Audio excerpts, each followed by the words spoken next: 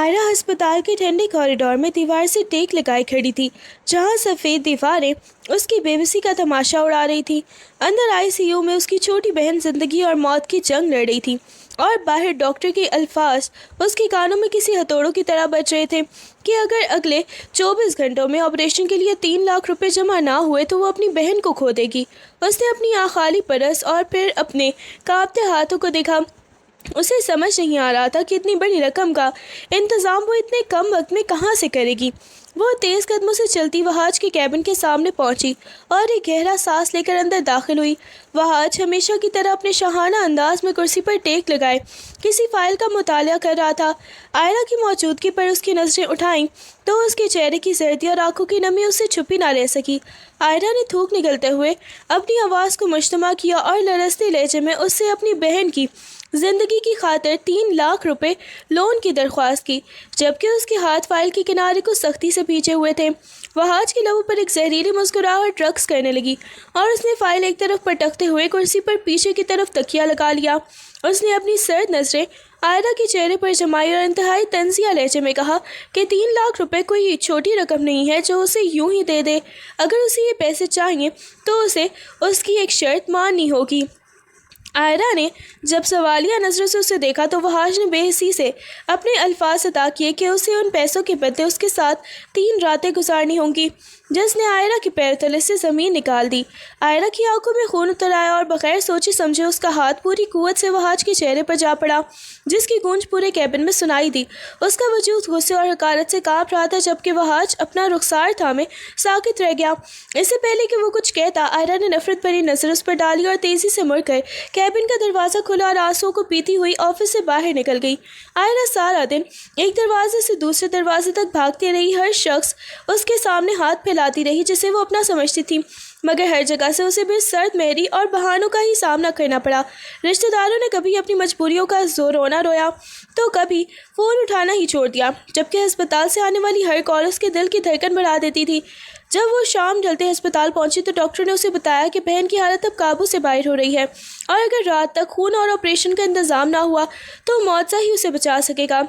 वहाज अपने तारीक कमरे में सोफे पर दराज था और उसके हाथ में मौजूद सिगार का धुआं फिजा में बोझिल लकीरें बना रहा था। वो अपने रुखसार को छू रहा था जहां आयरा के थप्पड़ के निशान अब भी मदम से महसूस हो रहे थे, मगर उसके लबों पर एक फातिहाना मुस्कुराहट फैली हुई थी। वो जानता था कि आयरा के पास वापसी के तमाम रास्ते मसदूद हो चुके हैं और वो मजबूर होकर ही दोबारा उसके पास आएगी। इसीलिए वो सुकून से घड़ी की सुइयों को देखते हुए उसके कदमों की चाप का इंतजार कर रहा था। आयरा के कदमों में अब सकत नहीं रही थी और उसकी हिम्मत भी मुकम्मल तौर पर जवाब दे चुकी थी। अस्पताल की राहदारियों में अपनी बहन की ज़िंदगी की भीख मांग मांग कर वो थक चुकी थी और अब उसे हर तरफ अंधेरा ही अंधेरा दिखाई दे रहा था। वो एक बार फिर वहाज के आलिशान ऑफिस के दरवाजे पर खड़ी थी। उसका वजूद कांप रहा था और आंखों से बहने वाले आंसू उसके चेहरे पर शिकस्त की लकीरें बना रहे थे। उसने लरजते हाथों से दरवाज़ा खोला और अंदर दाखिल हुई, जहां वहाज पहले से ही उसकी आमद का इंतज़ार नजर कर रहा था। आयरा ने नजरें झुकाए एक बोझल खामोशी को चीरते हुए नहायत ही पस्त और लरजती आवाज़ में कहा कि वो उसकी हर शर्त मानने के लिए तैयार है, क्योंकि उसके पास अपनी बहन को बचाने के लिए और अपनी इज्जत और अना की कुर्बानी देने के सिवा अब कोई दूसरा रास्ता बाकी नहीं बचा। उसके अल्फाज उसके अपने हलक में ही किसी नोकीले खंजर की तरह चुभ रहे थे, मगर वहाज की फातिहाना नजरें उसके टूटे हुए वजूद का ज़रा ज़रा नाप रही थी। वहाज ने एक छोटे से कागज़ के टुकड़े पर शहर के एक दूर इफ्तिदादा और खामोश इलाके के फ्लैट का पता लिखकर आयरा की तरफ उछाल दिया और उसे हदायत दी कि वो रात ढलते ही वहाँ पहुँच जाए। आयरा ने लरजते हाथों से वो पर्ची उठाई। उसे ऐसा लग रहा था जैसे ये महज एक पता नहीं बल्कि उसकी मौत का परवाना है। उसके पूरे वजूद में खौफ की एक लहर दौड़ गई और उसे महसूस हुआ कि जैसे फ्लैट की वो बंद दीवारें उसे अभी से निकलने लगी हैं। वो ऑफिस से बाहर निकली तो सड़कों पर बहती ट्रैफिक और रोशनियाँ उसे अजनबी लग रही थी। उसकी आंखों से बहने वाले आंसू अब रुकने का नाम नहीं ले रहे थे और हर गुजरता लम्हा उसे इस खौफनाक मकाम के करीब कर रहा था जहाँ उसे अपनी ही ज़िंदगी का सबसे कठिन सौदा चुकाना था। वो बार बार अपने रब को पुकारती और फिर अस्पताल में पड़ी अपनी बहन का चेहरा याद करके अपने दिल को पत्थर ले कर लेती। مگر فلیٹ کے تصور سے ہی اس کا دم گھٹنے لگتا تھا اور وہ خود کو ایک ایسی دلدل میں گرتا ہوا محسوس کر رہی تھی جہاں سے واپسی کا کوئی بھی راستہ نہ تھا۔ آئرہ جب بھاری قدموں اور لرزتے دل کے ساتھ اس فلیٹ کے بند کمرے میں داخل ہوئی تو وہاں کا منظر دیکھ کر اس کے قدم وہیں جم گئے۔ کمرے میں وحاج کے ساتھ ایک سفید داڑھی والے مولوی صاحب اور دو اجنبی شخص گواہوں کی صورت میں موجود تھے۔ وحاج نے اس کی آنکھوں میں پھیلی حیرت اور خوف کو دیکھ کر کرسی سے اٹھتے ہوئے نہایت ہی سپاٹ لہجے میں اسے اپنے قریب بلایا اور میز پہ پڑے نکاح کے کاغذات کی طرف اشارہ کرتے ہوئے ایک ایسا انکشاف کیا جس کی اسے توقع نہ تھی۔ اس نے سرد آواز میں کہا کہ وہ اسے گناہ کی دلدل میں نہیں دھکیلنا چاہتا بلکہ اپنی شرط پوری کرنے کے لیے اسے نکاح کا راستہ چنا ہے، مگر اس نکاح کی مدت صرف 3 دن ہوگی۔ وحاج نے آئرہ کی آنکھوں میں آنکھیں ڈال کر اسے جتایا کہ یہ نکاح صرف ان 2 لوگوں کے درمیان ایک خفیہ معاہدہ رہے گا جسے دنیا سے ہمیشہ راز ہی رکھا جائے گا، اور 3 دن مکمل ہوتے ہی یہ رشتہ بھی ختم ہو جائے گا۔ آئرہ ساکت کھڑی اسے دیکھتی رہی جیسے اسے یقین نہ آ رہا ہو کہ اس کی مجبوری کا عجیب سا حل نکالا ہے جائے گا۔ آئرہ ایک زندہ لاش بن کر ساکت کھڑی تھی۔ اس کے کانوں میں مولوی صاحب کے پڑھے جانے والے الفاظ کسی دور دراز کی آواز کی طرح گونج رہے تھے، مگر وہ کسی بھی بات کا جواب دینے کی سکت ہی کھو چکی تھی۔ اس کی خاموشی میں ہزاروں چیخیں دفن تھیں، لیکن جب نکاح نامہ اس کے سامنے رکھا گیا تو اس نے لرزتے ہاتھوں سے قلم تھاما اور اپنی بہن کے چہرے کو تصور میں لا کر ان کاغذات پر دستخط کر دیے جو اس کی زندگی کا رخ ہمیشہ کے لیے بدلنے والے تھے۔ جیسے ہی قلم کی سیاہی کاغذ پر جذب ہوئی، وحاج نے خاموشی سے نوٹوں سے بھرا بیگ میز پر رکھ دیا۔ آئرہ نے وہ رقم اٹھائی تو اسے محسوس ہوا جیسے اس کا بوجھ ان نوٹوں سے کہیں زیادہ ہے جو اس نے اپنی انا کی خاطر قربانی دے کر حاصل کیے تھے۔ اسے رقم کا بیگ اپنے سینے سے کھینچ لیا اور وہاں سے ہسپتال کی طرف بھاگی، جہاں اسے ایک طرف اپنی بہن کی زندگی کی امید نظر آ رہی تھی اور دوسری طرف وہ 3 راتیں اس کے سامنے کسی سیاہ سائی کی طرح کھڑی تھی جن کا آغاز اب ہو چکا تھا۔ آئرہ جب ہسپتال سے فارغ ہو کر واپس اس فلیٹ پر پہنچی تو کمرے کی تنہائی اور نیم تاریکی نے اس کے خوف کو مزید بڑھا دیا۔ جہاں وحاج پہلے سے ہی موجود تھا اور اس کی سرد نظریں آئرہ کے مضطرب چہرے کا طواف کر رہی تھیں، وہ خاموشی سے کمرے کے ایک کونے میں سمٹ کے بیٹھ گئی، لیکن وحاج نے اس کے قریب آ کر نہایت ہی تلخ اور نفرت آمیز لہجے میں اسے جتانا شروع کر دیا کہ وہ اسے کوئی معصوم لڑکی نہ سمجھے، کیونکہ وہ جانتا ہے کہ لڑکیاں پیسوں کی خاطر کس حد تک گر سکتی ہیں۔ وحاج کے ہر جملے میں زہر بھرا تھا جو آئرہ کے دل کو چھنی کر رہا تھا۔ اس نے آئرہ کی مجبوری کا تمسخر اڑاتے ہوئے کہا کہ یہ نکاح صرف اس کی انا کی تسکین ہے اور وہ اسے اپنی جوتی کی نوک پر رکھتا ہے۔ آئرہ اس کے ہر زہریلے لفظ پر اندر سے ٹوٹ رہی تھی اور اس کا وجود خوف سے تھر تھر کانپ رہا تھا۔ اسے لگ رہا تھا کہ وحاج کی نفرت اسے ان 3 راتوں میں جیتے جی مار ڈالے گی، کیونکہ وہ اسے انسان نہیں بلکہ محض ایک خریدی ہوئی شے تصور کر رہا تھا۔ وحاج کا لہجہ اب بھی کسی تپتے ہوئے صحرا کی طرح تلخ تھا اور وہ جب بھی آئرہ سے مخاطب ہوتا تو اس کے الفاظ میں حقارت کی وہی پرانی جھلک نمایاں ہوتی، مگر اس سختی کے پیچھے کچھ ایسا تھا جو آئرہ کی سمجھ سے باہر تھا۔ جب آئرہ صوفے پر بیٹھے بیٹھے تھکن اور ذہنی بوجھ سے نڈھال ہو کر اونگنے لگی تو وحاج نے خاموشی سے کمبل اس کے گیٹ لپیٹ دیا تاکہ اسے سردی نہ لگے، اور جب اسے محسوس ہوا کہ آئرہ نے ہسپتال کی بھاگ دوڑ میں کئی گھنٹوں سے کچھ کھایا نہیں ہے تو اس نے بنا کچھ کہے اس کے سامنے کھانے کی ٹرے رکھ دی اور زبردستی اسے کھانے کا حکم دیا، جیسے وہ اسے بھوکا نہیں دیکھ سکتا تھا۔ وحاج کا چہرہ کسی پتھر کی طرح سپاٹ تھا اور وہ آئرہ کی طرف دیکھ بھی نہیں پا رہا تھا، لیکن اس کی حرکات سے ایک خاموش نگہداشت چھلک رہی تھی۔ وہ کمرے کا درجہ حرارت متوازن کرنے سے لے کر آئرہ کی ضرورت کی ہر چیز پاس رکھنے تک ہر چھوٹے عمل میں اس کی حفاظت کر رہا تھا، گو اس کی زبان اب بھی صرف تلخی اگلنا ہی جانتی تھی۔ آئرہ اس کے اس متضاد رویے پر حیران تھی کہ ایک شخص جو اسے اپنی نفرت کا نشانہ بنا رہا ہے وہ اتنی خاموشی سے اس کا خیال کیسے رکھ سکتا ہے۔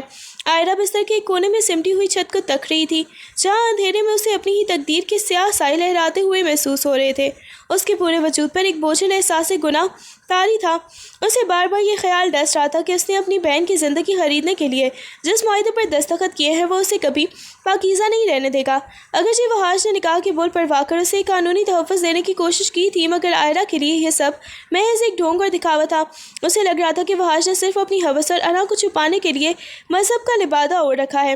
وہ خود کو ایک ایسی مجرمہ تصور کر رہی تھی جس نے حالات کے سامنے گھٹنے ٹیک کر اپنی روح کا سودا کر لیا ہو، اور اسے یقین تھا کہ ان 3 راتوں کا داغ اس کے دامن سے کبھی بھی نہیں دھل پائے گا، چاہے وحاج اسے نکاح کا نام دے یا اپنی عنایت قرار دے۔ اس کی نظر میں اب وہی مجبور لڑکی تھی جسے ایک طاقتور مرد نے اپنی شرائط پر قید کر لیا تھا۔ दूसरी रात का आगाज़ हुआ तो फ्लैट की फ़िज़ा पहले से भी ज़्यादा बोझिल और तनाव ज़दा थी। वह आज कमरे में बेचैनी से टहल रहा था, जबकि आयरा का पीला पड़ता चेहरा उसकी अंदरूनी टूट फूट का पता दे रहा था। वहाज ने एक बार फिर अपनी तल्ख कलामी का रुख आयरा की तरफ मोड़ा और उसे जिताया कि वो कितनी आसानी से एक अजनबी मर्द के साथ बंद कमरे में रहने पर राज़ी हो गई, जिस पर आयरा का ज़ब्त जवाब दे गया और उसने गरजती हुई आवाज़ में उसे याद दिलाया कि उसकी शराफत नहीं बल्कि उसकी दरिंदगी थी जिसने एक मजबूर बहन को इस मकाम पर ला खड़ा किया था। दोनों के दरमियान जुमलों की सूरत में नफरत के तीर चल रहे थे। वहाज उसे दौलत का लालची कहकर उसकी तजलील कर रहा था, तो आयरा उसे एक ऐसा बददिल इंसान करार दे रही थी जो दूसरों की मजबूरियों को अपनी अना की खुराक बनाता है। ये तल्ख जुमले कमरे की दीवारों से टकराकर वापस उनके दिलों को छन्नी कर रहे थे। जहाँ वहाज की आंखों में गुस्सा था तो आयरा की आंखों में उसके लिए सिर्फ और सिर्फ हकारत और नफरत भरी हुई थी। कमरे की घुटन ज़दा खामोशी में आयरा के फ़ोन की घंटी बजी तो उसके दिल की धड़कन थम सी गई। उसने लरजते हाथों से कॉल उठाई तो दूसरी तरफ से डॉक्टर की इत्मीनान बख्श आवाज़ सुनाई दी, जिसने बताया कि उसकी बहन का ऑपरेशन मुकम्मल तौर पर कामयाब रहा है और अब वो ख़तरे से बाहर है। ये खबर सुनते ही आयरा की आंखों से खुशी के आंसू आ गए, इख्तियार बह निकले और वो वहीं फर्श पर ही ढेर हो गई। उसने फ़ोन पर अस्पताल के अमले का बार बार शुक्रिया अदा किया और अपनी बहन की खैरियत के बारे में एक एक तफसील पूछी। उसकी आवाज़ में आई गई तब्दीली और चेहरे पर फैला सुकून उसकी आवाज़ में देखकर ही कमरे के दूसरे कोने में खड़े वहाज ने खामोशी से उसे देखा, जिसके लबों पर एक मबहम सी लकीर उभरी। आयरा ने फ़ोन बंद करके एक लंबा सांस लिया। उसे ऐसा महसूस हुआ जैसे उसकी बहन को मिली नई ज़िंदगी उसकी तमाम तर अज़ियतों का सिला है, मगर फिर अपनी मौजूदा हालत का ख्याल आते ही उसकी मुस्कुराहट दोबारा गुम हो गई और उसने नम आंखों से वहाज की तरफ देखा, जो उसे जताने की कोशिश कर रहा था कि उसकी बहन की हर सांस अब वहाज की मरहून मिन्नत है। तीसरी रात का आगाज़ हुआ तो फ़िज़ा में एक अजीब सी खामोशी और संगीनी थी। वहाज ने पहली बार आयरा के करीब बैठकर अपने लहजे की तल्खी को थोड़ा कम किया और अपनी ज़िंदगी के उन पोशीदा और तारीख गोशों से पर्दा उठाना शुरू किया जिन्होंने उसे इतना सख्त गिर और बेहिस बना दिया था। उसने अपनी आवाज़ में छुपे दर्द के साथ बताया कि किस तरह माजी में अपनों की बेवफाई और धोखे ने उसके दिल से एतबार का लफ्ज़ ही मिटा दिया था और वो क्यों औरतों को सिर्फ ज़रूरत और मफाद के तराजू में तोलने लगा था। आयरा उसकी बातें सुनकर हक्का बक्का रह गई, क्योंकि वहाज का ये रूप उसके लिए बिल्कुल ही नया था, मगर अभी वो इन बातों के असर से निकल भी ना पाई थी कि वहाज ने उसे याद दिलाया कि आज इस मुआहदे की आखिरी रात है और वो अपना वो हक वसूल करने का इरादा रखता है जिसका जिक्र निकाह के उन कागजात में मौजूद था। उसने आयरा को अपने हिसार में लेते हुए वाज़ा कर दिया कि उनका रिश्ता अब महज लफ्ज़ों तक महदूद नहीं रहेगा, बल्कि वो बतौर शौहर अपना इज़्दिवाजी ताल्लुक़ कायम करेगा, जिसने आयरा के जिस्म में एक सनसनी दौड़ा दी और उसे एहसास हुआ कि ये रात उसकी ज़िंदगी की सबसे लंबी और कभी ना भूलने वाली रात साबित होने वाली है। रात के पिछले पहर तक जारी रहने वाली ज़हनी और जिस्मानी मुशक्क़त ने आयरा को कहीं का नहीं छोड़ा था।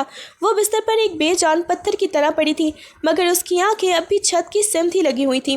पिछले बेहतर घंटों के मुसलसल तनाव, अस्पताल की फ़िक्र और फिर वहाज के साथ गुजरे हुए उन कर्बनाक लम्हात ने उसकी तमाम तर तवानाई निचोड़ ली थी। उसका सर शिद्दत दर्द से फटा जा रहा था और कनपट्टियाँ किसी हथौड़े की तरह बच रही थीं।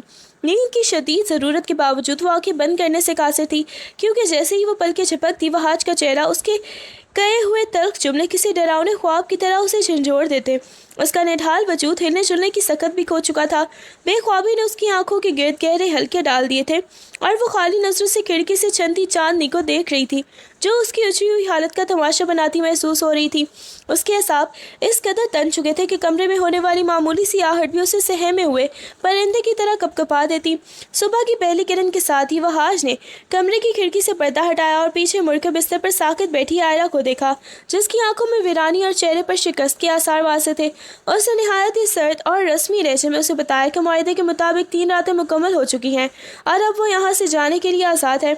उसकी बहन के इलाज के तमाम तर अखराजात अदा कर दिए जा चुके हैं। आयरा ने खाली नज़र उस पर डाली और अपनी चादर समेटते हुए जब तलाक के बारे में पूछना चाहा तो वहाज ने खामोशी से अपनी कोट की जेब में हाथ डालते हुए उसे टोक दिया और 2 टोक अल्फाज में कहा कि उसने सिर्फ उसे आज़ाद करने का वादा किया था, तलाक देने का नहीं। वहाज ने वाज़ेह कर दिया कि फ़िलहाल वो उसे इस निकाह के बंधन से रिहा नहीं करेगा اور بغیر کسی مزید وضاحت کے اسے فلیٹ سے نکل جانے کا اشارہ کر دیا، جس نے آئرہ کو ایک نئی الجھن اور خوف میں مبتلا کر دیا کہ یہ آزادی محض ایک چھلاوا ہے یا کسی نئے طوفان کا پیش خیمہ۔ آئرہ جب اپنے چھوٹے سے گھر کی دہلیز پر پہنچی تو اسے اپنا آپ کسی اجنبی کی طرح محسوس ہو رہا تھا۔ وہ قدم جو کبھی اعتماد سے اٹھتے تھے اب بوجھل ہو کر زمین میں دھنستے محسوس ہو رہے تھے۔ اس نے کانپتے ہاتھوں سے دروازہ کھولا اور اندر داخل ہوتے ہی فرش پر ڈھیر ہو گئی۔ اسے گھر کی دیواریں اپنی طرف لپکتی ہوئی محسوس ہو رہی تھیں، جیسے وہ اسے اس 3 راتوں کا حساب مانگ رہی ہوں۔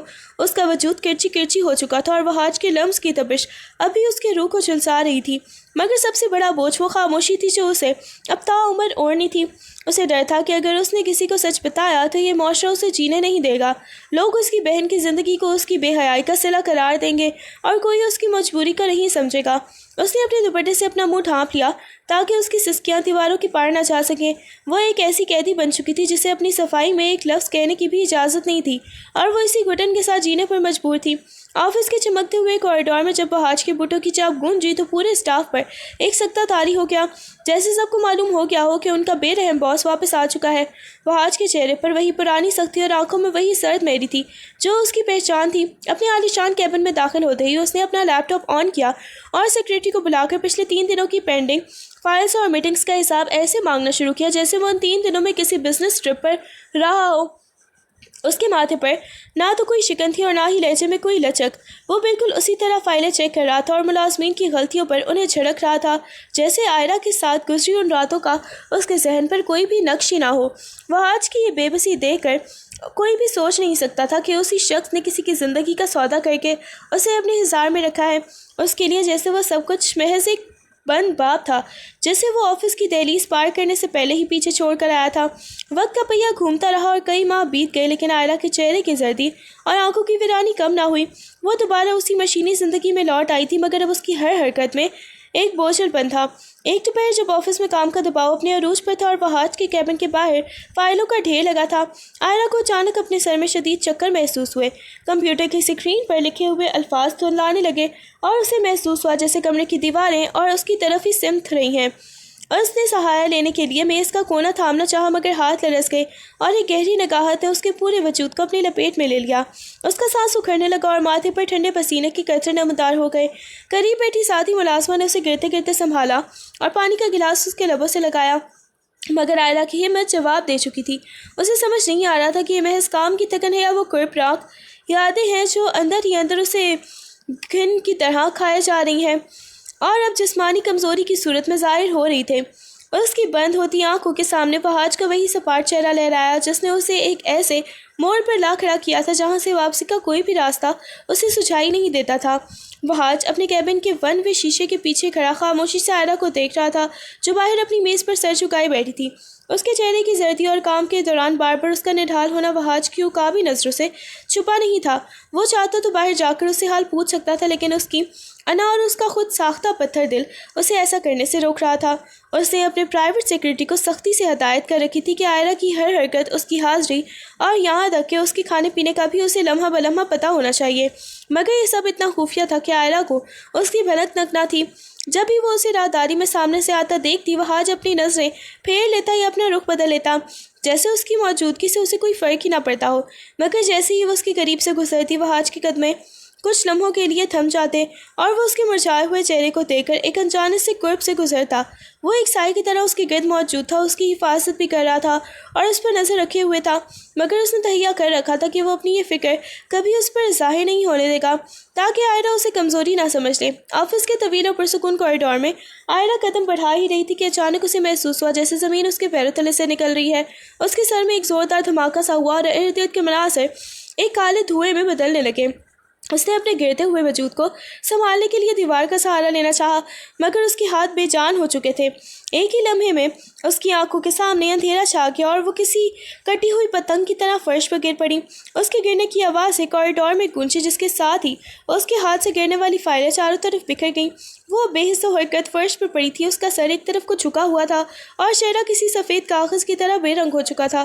چند لمحے پہلے تک خاموش رہنے والا کوریڈور اچانک ملازمین کی آوازوں سے گونج اٹھا جو ہکا پکا ہو کر اس کے گرد ہی جمع ہو رہے تھے، مگر آئرہ ان سب سے بے خبر ایک گہری خاموشی کی وادی میں جا چکی تھی۔ اس کی بے جان وجود اور بند آنکھوں سے ایسا لگ رہا تھا جیسے اس کے اندر کی تمام ہمت بالآخر ٹوٹ کر بکھر ہی گئی ہو۔ وہ ہاتھ جو اپنے کیبن سے باہر نکل ہی رہا تھا، آئرہ کو فرش پر گرا دیکھ کر اپنی تمام تر مصنوعی سختی اور وقار بھول گیا۔ ایک پل کے لیے اس کے چہرے پر وہ وحشت اور گھبراہٹ نمودار ہوئی جو اس سے پہلے کسی نے نہیں دیکھی تھی۔ وہ دیوانہ وار بھاگتا ہوا آئرہ کے پاس پہنچا اور چیختے ہوئے سب کو پیچھے ہٹنے کا حکم دیا۔ آئرہ، آئرہ آنکھیں کھولو، اس نے لرزتی آواز میں اسے پکارا، مگر جب کوئی جواب نہ ملا تو اس نے پل بھر کی دیر کیے بغیر اسے اپنی مضبوط گود میں اٹھا لیا۔ اس کا دل سینے میں ہتھوڑوں کی طرح بچ رہا تھا۔ وہ لفٹ کا انتظار کیے بغیر ہی اسے لے کر سیڑھیوں کی طرف بھاگا۔ اسے ایسا محسوس ہو رہا تھا جیسے آئرہ کا بے جان وجود اس کے ہاتھوں سے ریت کی طرح پھسل رہا ہو۔ وہ اسے اپنی گاڑی کی پچھلی نشست پر لٹا کر خود ڈرائیونگ سیٹ پر بیٹھا اور پاگل پن کی حد تک گاڑی ہسپتال کی طرف دوڑا دی۔ راستے پر وہ بار بار پیچھے مڑ کر اسے دیکھتا اور خود کو کوستا کہ اس کی ساری انار نفرت اس وقت دم توڑ چکی تھی۔ ہسپتال پہنچتے ہی اس نے اسٹریچر کا انتظار کیے بغیر ہی اسے دوبارہ اٹھایا اور ایمرجنسی کی طرف بھاگا، جہاں اس کی آواز پورے کوریڈور میں گونج رہی تھی۔ ڈاکٹر، کوئی دیکھے اسے کچھ نہیں ہونا چاہیے۔ اس وقت وہ ایک بزنس ٹائکون نہیں بلکہ ایک ایسا شخص تھا جس کی زندگی کی سب سے قیمتی چیز اس کی آنکھوں کے سامنے بجھ رہی تھی۔ ایمرجنسی وارڈ کے باہر وہاج کی حالت دید نہیں تھی۔ وہ کسی زخمی شیر کی طرح کوریڈور میں چکر لگا رہا تھا اور اس کی نظریں مسلسل وارڈ کے بند دروازے پر جمی ہوئی تھیں۔ اس کے ذہن میں آئرہ کا وہ سر چہرہ اور بے جان وجود کسی ڈراؤنے خواب کی طرح گھوم رہا تھا، اور وہ بار بار اپنے ہاتھ آپس میں ملتے ہوئے انجانی دعائیں مانگ رہا تھا۔ اس کی وہ تمام سختی اور غرور جیسے ہسپتال کی ان سفید دیواروں کے پیچھے ہی کہیں چھوٹ گئے تھے۔ اسے بس اس بات کا ڈر تھا کہ کہیں آئرہ کی یہ خاموشی دائمی نہ ہو جائے۔ جب بھی کوئی نرس باہر آتی تو وہ لگ پڑ کر اس کی طرف بڑھتا، مگر کوئی اسے کچھ بتانے کو تیار نہ تھا۔ کچھ دیر بعد جب ڈاکٹر وارڈ سے باہر نکلے تو وہاج نے بے تابی سے ان کا راستہ روکا۔ اس کی آنکھوں میں التجا اور خوف کا ایک عجیب سا امتزاج تھا۔ ڈاکٹر نے اس کے مضطرب چہرے کو دیکھا اور پھر ایک گہرا سانس لے کر اپنے چہرے پر مسکراہٹ لاتے ہوئے وہاج کے گندھے پر ہاتھ رکھا۔ وہاج کو لگا جیسے اس کا دل ابھی دھڑکنا ہی بند کر دے گا، مگر ڈاکٹر کے اگلے جملے نے اسے ساکت کر دیا۔ مسٹر وہاج، پریشانی کی کوئی بات نہیں ہے۔ آپ کی اہلیہ پر شدید ذہنی دباؤ اور کمزوری کا اثر تھا، مگر ایک بہت بڑی خوشخبری ہے جس نے شاید ان کی اس تکلیف کو بھی خوشی میں بدل دیا ہے۔ ڈاکٹر نے ایک معنی خیز نظر وہاج پر ڈالی اور نہایت ہی حیرت انگیز لہجے میں کہا، مبارک ہو، آپ کی بیوی 2 بچوں کی ماں بننے والی ہیں۔ یہ الفاظ سنتے ہی وہاج کے پیروں تلے سے زمین نکل گئی۔ اسے لگا جیسے کائنات کی تمام آوازیں تھم گئی ہوں۔ 2 بچوں کی خبر اس کے لیے کسی معجزے سے کم نہ تھی۔ وہ بالکل ہی گنگ ہو گیا اور اسے سمجھ نہیں آیا کہ وہ اس خبر پر خوش ہو، حیران ہو، یا ان 3 راتوں کے اس فیصلے پر پچھتاوے کا اظہار کرے جس نے آج اسے اس مقام پر لا کھڑا کیا تھا۔ اس کی آنکھوں میں آنسو تیرنے لگے اور وہ بے اختیار دیوار کا سہارا لے کر وہیں بیٹھ گیا، جبکہ ڈاکٹر کی آواز اس کے کانوں میں ابھی گونج رہی تھی کہ وہ ایک ساتھ 2 زندگیوں کا باپ بننے والا ہے۔ وہ آج وہیں اسپتال کے ٹھنڈے فرش پر بیٹھا رہ گیا۔ ڈاکٹر کے الفاظ اس کے دماغ میں ہتھوڑوں کی طرح چل رہے تھے۔ ایک لمحے کے لیے اسے لگا کہ جیسے وہ کوئی خواب دیکھ رہا ہے، یا شاید اس کے کانوں نے اسے دھوکہ دیا ہے۔ 2 بچے؟ اس نے اپنے آپ سے سرگوشی میں پوچھا۔ اس کا ذہن بالکل ہی سن ہو گیا تھا اور وہ ایک گہرے شوق کی کیفیت میں چلا گیا۔ وہ آئرہ جس سے اس نے صرف اپنی انا کی تسکین کے لیے 3 دن کا نکاح کیا تھا اور جسے وہ ایک ادنا سی لڑکی سمجھ کر اپنی زندگی سے نکال چکا تھا، اب اس کے 2 بچوں کی ماں بننے والی تھی۔ اس نے اپنے چہرے پر ہاتھ پھیرا تو اسے محسوس ہوا کہ اس کے ہاتھ بھی لرز رہے تھے۔ یہ صدمہ اتنا بڑا تھا کہ اسے اپنی سانسیں ہی رکتی ہوئی محسوس ہوئیں، مگر پھر اسی شوق کی دھن کے پیچھے سے ایک عجیب اور انوکھی خوشی کی لہر اٹھی جس نے اس کے پورے وجود کو اپنی لپیٹ میں لے لیا۔ ایک ایسا مرد جس نے ہمیشہ خود کو تنہا اور بے اعتبار سمجھا تھا، جسے لگتا تھا کہ اس کا اپنا کوئی نہیں ہے، اسے اچانک معلوم ہوا کہ اس کا اپنا خون، اس کی اپنی نسل کے 2 حصے آئرہ کے وجود میں پرورش پا رہے ہیں۔ اس کے دل کی دھڑکنیں ایک دم تیز ہو گئیں اور اس کے لبوں پر ایک ایسی مسکراہٹ آئی جو شاید برسوں سے اس کے چہرے سے روٹ چکی تھی۔ یہ خوشی فتح کی نہیں تھی بلکہ ایک ایسے تعلق کی تھی جس نے اسے جڑ سے ہی بدل کر رکھ دیا تھا۔ اس نے سر اٹھا کر اوپر دیکھا اور پہلی بار اس کے دل سے شکر گزاری کا احساس نکلا۔ وہاج کو محسوس ہوا کہ ان 2 ننھی زندگیوں نے اس کی زندگی کے سارے کالے باب مٹا دیے ہیں، اور اب وہ آئرہ کو صرف ایک مجبور لڑکی کی نظر سے نہیں بلکہ اپنی کائنات کے مرکز کے طور پر دیکھ رہا تھا۔ اس نے سوچ لیا تھا کہ اب وہ اسے خود سے دور کبھی بھی نہیں جانے دے گا۔ آئرہ نے جب آہستہ آہستہ اپنی بوجھل پلکی کھولی تو ہسپتال کی سفید چھت اور دوائیوں کی مخصوص بو نے اسے گھیر لیا۔ اس کا سر ابھی بھاری تھا، مگر جیسے ہی اسے یاد آیا کہ وہ آفس میں بے ہوش ہوئی تھی، اس کے دل کی دھڑکن تیز ہو گئی۔ پاس ہی کھڑی ڈاکٹر نے اسے ہوش میں دیکھ کر ایک تسلی بخش مسکراہٹ دی اور اس کا ہاتھ تھام کر نہایت ہی نرمی سے وہ خبر سنائی جس نے عائرہ کی رہی سہی ہمت بھی چھین لی۔ آپ کو بہت سنبھل کر رہنا ہوگا عائرہ، آپ کے اندر 2 ننھی زندگیاں پل رہی ہیں۔ یہ سنتے ہی عائرہ کا وجود لرز اٹھا اور اس کی آنکھوں سے آنسو کا ایک طوفان بہہ نکلا۔ وہ خوش ہونے کے بجائے بری طرح تڑپنے لگی اور اپنا منہ تکیے میں چھپا کر پھوٹ پھوٹ کر رونے لگی۔ اس کے ذہن میں وہ 3 راتوں کا خفیہ نکاح اور پھر وحاج کی سرد میری کسی خنجر کی طرح چبھنے لگی۔ 2 بچے؟ اس نے سسکیوں کے درمیان سوچا، میں دنیا کو کیا منہ دکھاؤں گی؟ اسے یاد آیا کہ وحاج نے اسے طلاق تو نہیں دی تھی، مگر اس نکاح کو ہمیشہ کے لیے ایک راز رکھنے کی شرط بھی تو عائد کی تھی۔ وہ خود کو ایک ایسی گنہگار تصور کری تھی جس کی پاک دامنی کا گواہ کوئی بھی نہیں تھا۔ اسے لگ رہا تھا کہ یہ معاشرہ اسے اور ان معصوم جانوں کو کبھی بھی قبول نہیں کرے گا، لوگ اسے بد کردار کہیں گے اور کوئی اس کی مجبوری کی کہانی پر یقین نہیں کرے گا۔ وہ اس عظیم خوشی کو اپنے لیے ایک بہت ہی بڑی سزا سمجھ رہی تھی۔ اسے لگ رہا تھا کہ وحاج کے انا کے آگے اب اسے ایک ایسی دلدل میں دھکیل دیا ہے جہاں سے نکلنے کا واحد راستہ صرف موت ہی ہو سکتا ہے۔ اس کی ہچکیاں بند گئیں اور وہ بار بار یہی سوچ کر نڈھال ہو رہی تھی کہ وہ اس داغ کے ساتھ ہی اپنی بہن اور اس دنیا کا سامنا کیسے کرے گی۔ وحاج جب بھاری قدموں سے کمرے میں داخل ہوا تو اس کے چہرے پر وہ پرانی سختی نہیں تھی بلکہ ایک عجیب سی ندامت اور اضطراب تھا، مگر عائلہ نے جیسے ہی اسے دیکھا اس کی آنکھوں میں آنسو کی جگہ نفرت کی ایک تیز لہر دوڑ گئی۔ اس نے اپنے لرزتے ہوئے ہاتھوں سے بیڈ کی چادر کو مضبوطی سے تھام لیا اور اپنی نظریں وحاج کے چہرے پر گاڑ دیں جن میں حقارت اور دکھ کا ایک ایسا سمندر تھا کہ وحاج کے قدم وہیں جم گئے۔ عائلہ کی خاموش نگاہیں اسے جتلا رہی تھی کہ وہ اسے اپنی ان تمام دکھوں کا ذمہ دار سمجھتی ہے۔ اس کی نظر میں وحاج وہی شخص تھا جس نے اسے ایک سودے کے طرح خریدا تھا اور اب اسے ایک ایسے موڑ پر لا کھڑا کیا تھا جہاں وہ دنیا کی نظر میں تماشا بننے والی تھی۔ وحاج نے کچھ کہنے کے لیے لب کھولے مگر عائلہ نے فوراً ہی اپنا رخ دوسری طرف پھیر لیا، جیسے اس کا چہرہ دیکھنا بھی اس کے لیے اذیت ناک ہو۔ اس کی اس خاموش نفرت نے وحاج کے دل کو بری طرح زخمی کر دیا۔ اسے احساس ہوا کہ وہ خوشی جو اپنے ساتھ کمرے میں لایا تھا عائلہ کے لیے ایک عمر بھر کا قرب بن چکی ہے اور اس نفرت کی دیوار کو گرانا اب اس کے لیے ناممکن حد تک مشکل ہوگا۔ ڈاکٹر نے وحاج کو اپنے دفتر میں بلایا تو ان کے چہرے پر موجود سنجیدگی نے وحاج کے دل میں ایک انجانا خوف پیدا کر دیا۔ ڈاکٹر نے میز پر رکھی رپورٹس کی طرف اشارہ کرتے ہوئے نہایت ہی سنجیدہ لہجے میں کہا، مسٹر وحاج، میں آپ کو ایک حقیقت پسندیدہ مشورہ دینا چاہتا ہوں۔ یہ حمل کوئی عام حمل نہیں ہے۔ 2 بچوں کی پرورش ایک ہی وقت میں ماں کے جسم کے لیے بے حد تک مشقت طلب اور پیچیدہ عمل ہے۔ عائلہ کا وجود اس وقت انتہائی کمزور اور اس کے اعصاب جواب دے رہے ہیں۔ ڈاکٹر نے بات جاری رکھتے ہوئے مزید تاکید کی کہ اگر آپ ان بچوں کو اور اپنی بیوی کی سلامتی چاہتے ہیں تو عائلہ کو نہ صرف مکمل بیڈ ریسٹ کی ضرورت ہے بلکہ اس سے بھی بڑھ کر اسے ذہنی سکون اور خوشی درکار ہے۔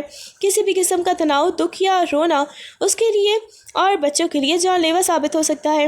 اسے احساس ہونا چاہیے کہ وہ اکیلی نہیں ہے ورنہ یہ کیس ہمارے ہاتھوں سے نکل جائے گا۔ وہ آج خاموشی سے ڈاکٹر کی باتیں سنتا رہا۔ اسے محسوس ہوا کہ اب عائلہ کی زندگی کی ڈور براہ راست اس کے رویے اور اس کے فیصلوں سے بن چکی ہے اور اس کا تھوڑا سا بھی غصہ یا لاپرواہی ایک بہت ہی بڑے المیے کو جنم دے سکتی ہے۔ وحاج نے ڈاکٹر کی ہدایت سننے کے بعد ایک لمحہ ضائع کیے بغیر اپنا فیصلہ کر لیا۔ وہ عائلہ کے وارڈ میں داخل ہوا تو اس کے چہرے پر ایک ایسی ضد تھی جس کے آگے عائلہ کی خاموش احتجاج کی کوئی بھی اہمیت نہ تھی۔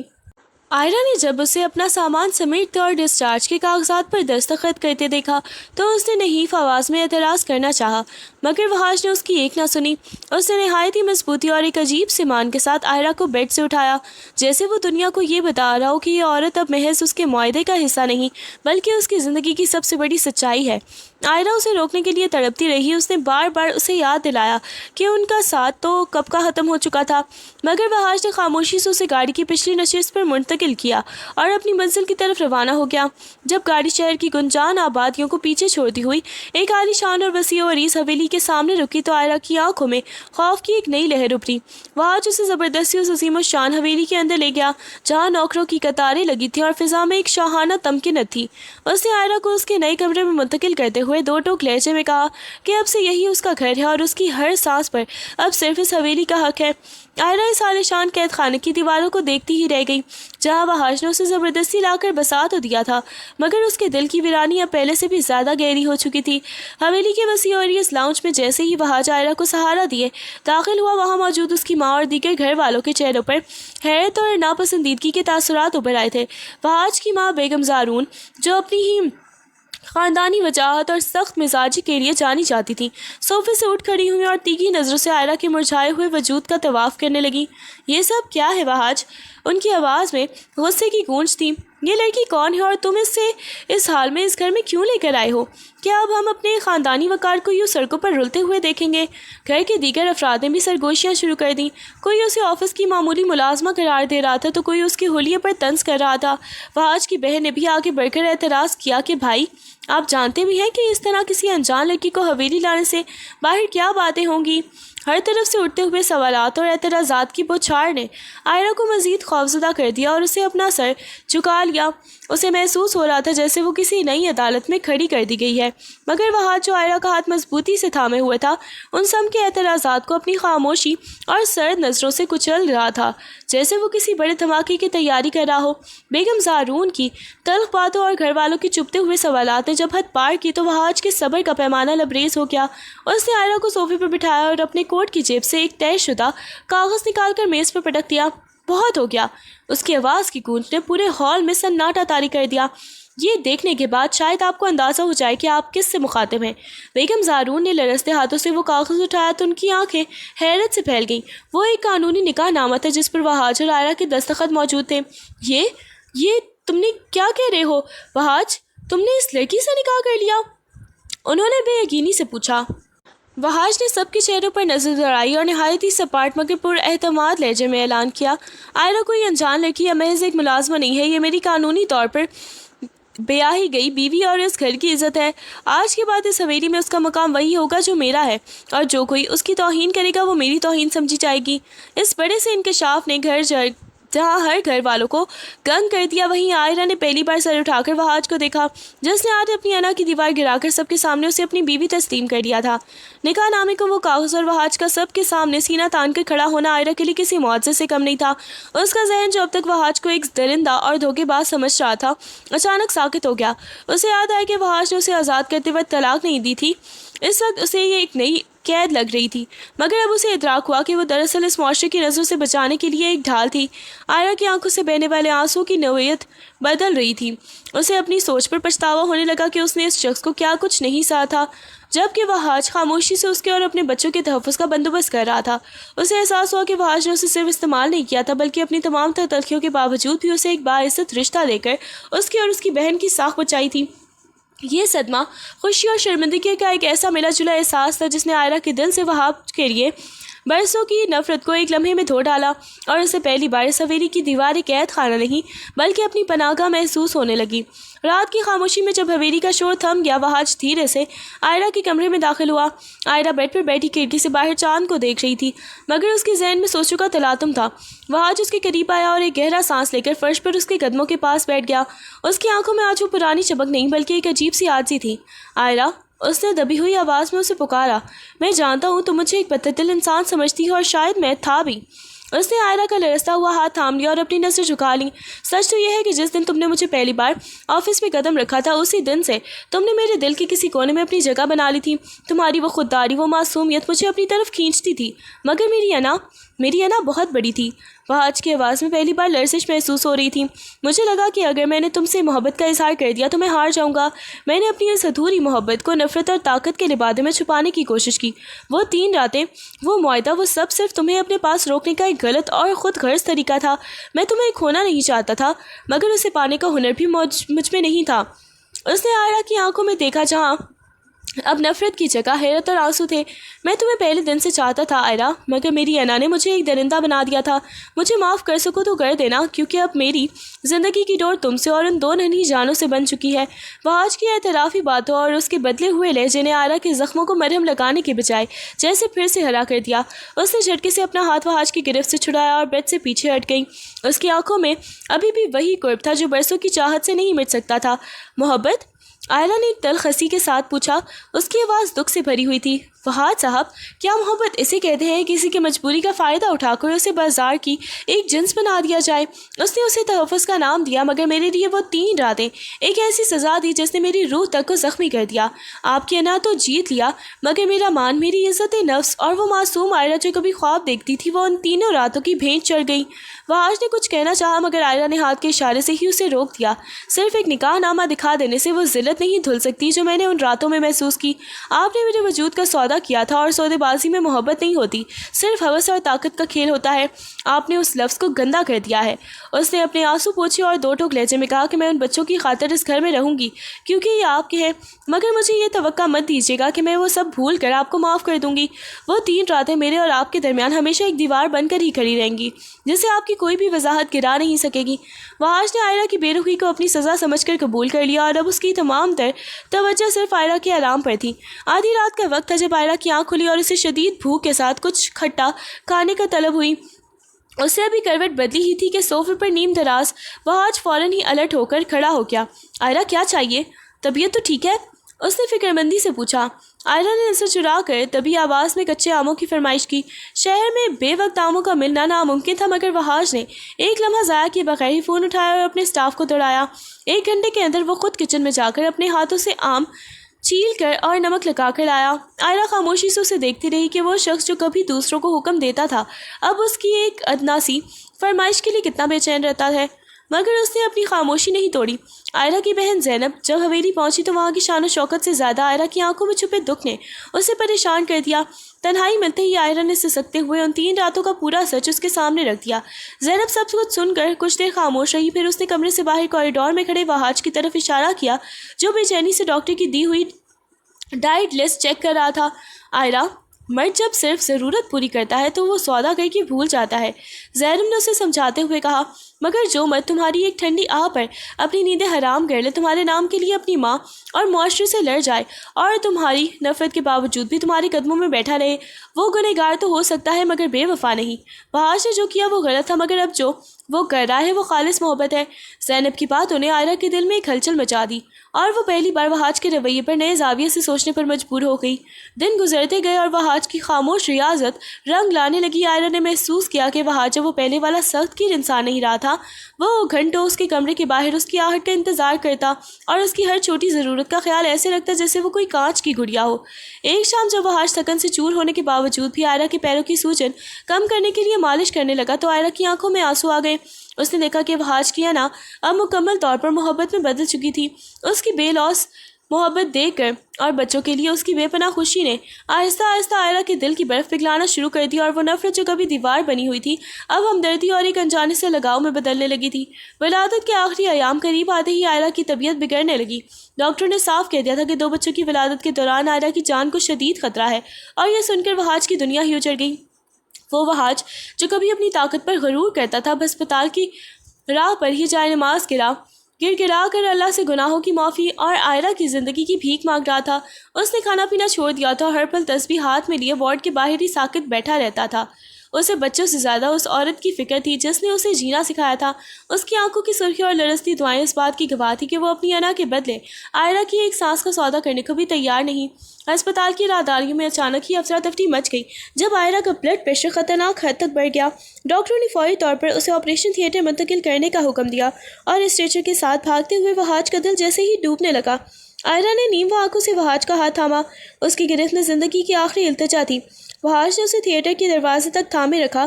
اس کی آنکھوں سے گرتے آنسو عائرہ کے ہاتھ پر گرے تو جیسے وقت تھم گیا۔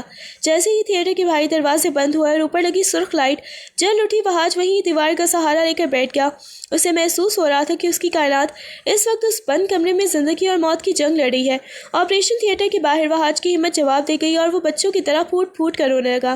اس کی ہچکیاں کوریڈور میں گونج رہی تھیں جہاں آج کا سارا پیسہ، اس کا نام اور اس کی طاقت بے معنی ہو کر رہ گئی تھی۔ وہ بار بار لرزتی آواز میں اللہ سے گر گڑا کر کہہ رہا تھا، یا اللہ، مجھے میری آئرہ دے دے، میں اپنی ساری دولت، اپنی حویلی، اپنا سب کچھ تیرے نام پر صدقہ کر دوں گا، مجھے کچھ نہیں چاہیے، بس اسے بچا لے۔ اس نے وہیں فرش پر سجدے میں سر رکھ دیا اور اپنی انا کی آخری نشانی بھی مٹا دی۔ وہ ایک بزنس ٹائکون نہیں بلکہ ایک مجبور شوہر تھا جو اپنی بیوی کی زندگی کے لیے اپنی پوری ہستی کا سودا کرنے کو تیار تھا۔ کئی گھنٹوں کے طویل انتظار کے بعد آخرکار آپریشن تھیٹر کا دروازہ کھلا اور ایک نرس مسکراتے ہوئے باہر آئی۔ وہاں جو سجدے سے سر اٹھائے ساکت بیٹھا تھا، نرس نے خوشخبری سناتے ہوئے کہا، مبارک ہو سر، اللہ نے آپ کو بیٹے سے نوازا ہے۔ ابھی وہاج کی آنکھوں سے خوشی کے آنسو گر رہی تھے کہ دوسری نرس ایک اور ننھے وجود کو لیے باہر آئی۔ سر، ایک اور بیٹا ہوا ہے۔ وہاج کی حیرت اور خوشی کا کوئی ٹھکانہ نہ رہا۔ ماشاءاللہ، 2 بیٹے، دونوں بچے بالکل ہی تندرست ہیں۔ نرس کے ان الفاظ نے کوریڈور میں خوشیوں کا تلاطم برپا کر دیا۔ وہاج نے کانپتے ہاتھوں سے اپنے بچوں کا منہ دیکھا جس کی کائنات پل بھر میں 4 گنا وسیع ہو گئی تھی، مگر اس کی نظریں ابھی دروازے پر جمی تھی۔ وہ اپنی زندگی کی اصل جیت یعنی آئرہ کی خبر کا منتظر تھا۔ وہاج نے جب ایک ساتھ اپنے دونوں بچوں کی رونے کی آوازیں سنی اور ان کے معصوم چہرے دیکھے تو اس کے وجود پر ایک لرزہ طاری ہو گیا۔ اسے یقین ہی نہیں آ رہا تھا کہ اللہ نے اس جیسے خطا کار انسان کو اتنی بڑی رحمت سے نوازا ہے۔ اس نے وہی ہسپتال کے فرش پر پیشانی ٹکا دی اور سجدہ شکر میں گر گیا۔ اس کے آنسوں سے فرش تر ہو رہا تھا۔ یہ شکر گزاری ان 3 راتوں کی گناہ کی تلافی تھی، اپنی انا کی شکست اور رب کی پناہ عطا پر تھی۔ وہ دیر تک سجدے میں پڑا رہا۔ اسے محسوس ہو رہا تھا کہ ان 2 ننھی جانوں کی آمد نے اس کی روح کے تمام داغ دھو دیے ہیں۔ جب اس نے سر اٹھایا تو اس کے چہرے پر ایک عجیب سا سکون تھا، جیسے اسے اپنی زندگی کا اصل مقصد مل گیا ہو۔ اس نے اپنے لرزتے ہاتھوں کو پھیلا کر رب کا لاکھ لاکھ شکر ادا کیا جس نے اسے اتنی بڑی آزمائش کے بعد اتنی عظیم خوشی سے ہمکنار کیا تھا۔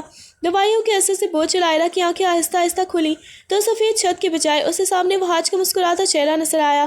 اس کی گود میں ایک ننھی جان تھی اور قریب ہی نرسیں باقی بچوں کو سنبھال رہی تھیں۔ وہاج نے جھک کر آئرہ کی پیشانی چومی اور نہایت ہی رقت آمیز لہجے میں کہا، دیکھو آئرہ، اللہ نے ہماری جھولی بھر دی۔ آئرہ نے کراتے ہوئے اپنے گرد نظر دوڑائی تو وہاں 2 ننھے شہزادے اس کے پاس لیٹے ہوئے تھے۔ ان کے معصوم اور گلابی چہروں کو دیکھ کر وہ اپنی تمام تکلیف اور پرانے زخم بھول گئی اور اس نے کپکپاتے ہاتھوں سے اپنے بچے کو چھوا تو اس کی ممتا تڑپ اٹھی۔ اسے احساس ہوا کہ یہ 2 ننھے وجود اس کے اور وہاج کے درمیان اس نئے رشتے کی بنیاد ہے جہاں اب صرف محبت اور شکر گزاری کی جگہ تھی۔ اس کی آنکھوں سے خوشی کے آنسو بہہ نکلے اور وہ زندگی میں پہلی بار خود کو مکمل محسوس کرنے لگی۔ وہاج نے نہایت ہی عقیدت سے جھک کر آئرہ کے ماتھے پر بوسہ دیا جیسے وہ اس کی ہمت کو خراج تحسین پیش کر رہا ہو۔ اس کی آنکھیں ابھی بھی نم تھیں۔ آئرہ، آج میں تم سے ایک ایسی بات کی معافی مانگنا چاہتا ہوں جو میرے ضمیر پر بوجھ بنی ہوئی تھی۔ اس نے لرزتی آواز میں کہا، جس دن میں نے تم پر ہاتھ اٹھایا تھا وہ تھپڑ صرف تمہارے چہرے پر نہیں، میری انسانیت پر تماچا تھا۔ اسے ایک پل کے پچھتاوے نے مجھے توڑ کر رکھ دیا اور وہیں سے میرے بدلنے کا سفر شروع ہوا۔ وہاج نے آئرہ کا ہاتھ اپنے ہاتھوں میں لے کر دبایا، تمہارے اس دکھ نے مجھے وہ ہاتھ زارون سے ایک انسان بنا دیا تھا۔ مجھے معاف کر دو کہ میں نے تمہیں محبت دینے کی بجائے صرف زخم دیے۔ آئرہ نے خاموشی سے اس کی طرف دیکھا جہاں اب غرور کی جگہ صرف اور صرف ندامت اور سچی چاہت باقی تھی۔ حویلی کو کسی دلہن کی طرح سجایا گیا تھا، پھولوں کی مہک اور روشنیوں کی ہر طرف خوشی کا سما باندھ رکھا تھا۔ جیسے ہی وہاج اور آئرہ بچوں کی ساتھ دہلیز پر پہنچے، بیگم سارون نے صدقہ اتار کر ان کا والہانہ استقبال کیا۔ آج ان کے دل میں آئرہ کے لیے کوئی گلہ نہیں بلکہ صرف اور صرف احترام تھا۔ جب بچوں کو باری باری آئرہ اور وہاج کی گود میں دیا گیا تو حویلی کی دیواریں کہکوں اور دعاؤں سے گونج اٹھیں۔ وہاج نے آئرہ کی طرف دیکھا جس کے چہرے پر اب ایک ملکہ جیسی طمانینت تھی۔ آج وہ صرف ایک بیوی یا ماں نہیں بلکہ اس پورے گھر کی رونق اور وہاج کی زندگی کا سب سے قیمتی سرمایہ بن چکی تھی۔ وہاج جو کبھی کام کے جنون میں دنیا و ما فیہا سے بے خبر رہتا تھا، اب اس کا آفس جانے کو جی ہی نہیں چاہتا تھا۔ اس نے اپنے تمام اہم پروجیکٹس مینیجرز کے حوالے کر دیے تھے اور اپنا زیادہ تر وقت کے نرسری روم میں ہی گھر میں ہی گزارنے لگا تھا۔ کبھی وہ شاہان کو گود میں لیے ٹہلتا، بچوں کے ڈائپر بدلنے میں مدد کرتے یا انہیں فیڈر پلاتے دیکھتی تو اسے اپنی آنکھوں میں یقین نہ آتا۔ ایک شام جب آئرہ نے اسے کام پر جانے کا کہا تو وہاج نے مسکرا کر اس کا ہاتھ تھام لیا اور بچوں کی طرف اشارہ کرتے ہوئے بولا، باہر کی دنیا میں بہت منافع کما لیا آئرہ، مگر زندگی کا اصل سکون اور سب سے بڑی کمائی تو اس کمرے میں ہے، تمہارے اور میرے بچوں کے پاس۔ وہاج کی ترجیحات اب مکمل طور پر بدل چکی تھیں۔ ایک پرسکون شام جب بچے نرسری میں سو رہے تھے، آئرہ اور وہاج بالکنی میں بیٹھے ڈھلتے سورج کا نظارہ کر رہے تھے۔ فضا میں خاموشی تھی مگر دلوں میں یادوں کا ایک طوفان۔ آئرہ نے وہاج کی طرف دیکھ کر ایک گہرا سانس لیا اور دھیمے لہجے میں کہا، وہاج، وہ 3 راتیں میری زندگی کا سب سے کٹھن اور سیاہ امتحان تھی۔ اس وقت مجھے لگا تھا کہ سب ختم ہو گیا، میری روح تک زخمی تھی۔ وہاج کی نظریں ندامت سے جھک گئیں۔ مگر آئرہ نے اس کا ہاتھ تھام کر بات جاری رکھی۔ مگر آج ان دو ننھی جانوں کو دیکھ کر اور آپ کے بدلتے ہوئے روپ کو دیکھ کر محسوس ہوتا ہے کہ اس کٹھن راستے کا صلہ بہت خوبصورت نکلا۔ اللہ نے میرے صبر کو ان خوشیوں سے بھر دیا جن کا میں نے کبھی تصور بھی نہیں کیا تھا۔ آئرہ کی باتوں میں اب شکوہ نہیں بلکہ ایک عجیب سا سکون تھا، جیسے اس نے ماضی کی تلخیوں کو اپنے حال کی خوشیوں میں ضم کر دیا ہو۔ وحاش نے اس کے سر پر اپنا گرفت مضبوط کر لی، یہ جانتے ہوئے کہ ان کی محبت نے واقعی ایک نیا جنم لیا ہے۔ حویلی کی وسیع سبززار میں ایک شاندار فیملی فوٹو شوٹ کا اہتمام تھا۔ وحاش اور آئرہ اپنے دونوں بچوں کے ساتھ بیٹھے ایک مکمل تصویر کا عکس پیش کر رہے تھے۔ وحاش نے سیاہ سوٹ پہن رکھا تھا جبکہ آئرہ سفید لباس میں کسی شہزادی سے غم نہیں لگ رہی تھی۔ شاہان اپنے والد کی گود میں اور شارق اپنی ماں کی سینے سے لگی مسکرا رہے تھے۔ کیمرے کی فلیش لائٹ چمکنے سے عین پہلے وحاش نے جھک کر آئرہ کے کان میں سرگوشی کی۔ تم صرف میری بیوی نہیں، میری بخشش کا ذریعہ ہو۔ میں نے پہلے دن سے تمہیں چاہا تھا، مگر آج مجھے تم سے عشق ہے، وہ عشق جو انا اور سودے بازی سے بہت بلند ہے۔ آئرہ کی آنکھوں میں خوشی کے آنسو چمک اٹھے تھے اور اس نے مسکرا کر وحاش کے کندھے پر سر رکھ دیا۔ کیمرے نے اس پل کو ہمیشہ کے لیے محفوظ کر دیا۔